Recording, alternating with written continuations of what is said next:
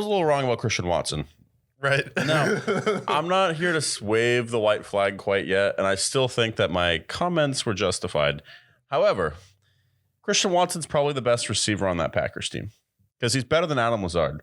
Adam Lazard proved to me on Thursday he should not be the number one receiver. I mean, we already knew this answer already. Right. But like Adam Lazard, he might not even be a third stringer at this point. Adam Lazard, he played really bad on Thursday night.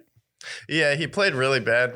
And what people say, it's like, well, if you talk about them not having receivers, then why would Adam Lazard be open? Especially if he's not a number one talent who you can just guarantee to get open. Like, no, Adam Lazard was open, and I saw him drop a wide open pass. And then as soon as I saw that, I just texted you immediately. I'm like, this guy's a bum. Flat out bum. And my problem with the Packers coming in. Yeah. He didn't drop one pass. He dropped like 4 passes. On third downs. Yeah, on key pivotal downs where they really needed to move the ball. Yeah. Yeah, and it's like when Aaron Rodgers is on the sideline, when he's rolling his eyes, it's like, this is the reason. It's because you bet the house on a guy like Adam Lazard when you should have probably kept Martez Valdes-Scantling instead.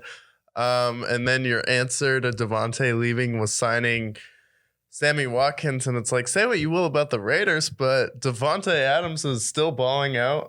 He had a huge play where he helped them win the game in overtime. And then Christian Watson, it's like, he's good, but he's getting a lot of touchdowns and he's not really getting a lot of yards. He's good in those red zone situations. He's a big, strong, physical receiver, but him and Aaron just don't see on the same page. And they haven't really fully integrated him in the offense. Like, great red zone guy, and he's got 5 touchdowns in the last 2 games, which is a really good season for a lot of guys, but it's still like, my thing with the Packers this year, it's like, if you can't do it last year when you had Devontae Adams, the best running back duo coming into the playoffs, the number 1 seed, a bye, home field advantage, and Marquez Valdes-Scantling, and then Randall Cobb was your 3rd last year. Lazard was your 4th.